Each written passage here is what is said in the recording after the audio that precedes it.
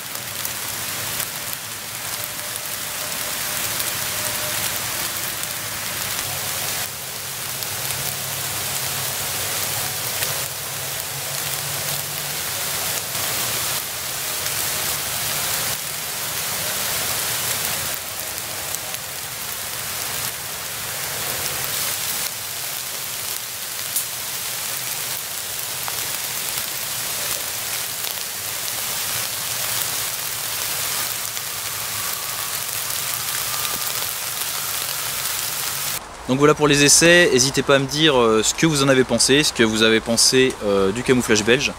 Concernant le camouflage belge, eh ben, comme j'avais fait l'été dernier pour le camouflage norvégien, je vous mets un petit sondage ici où vous pouvez me dire ce que vous en avez pensé. Et voilà, on se retrouve cet hiver pour la suite des tests. Salut!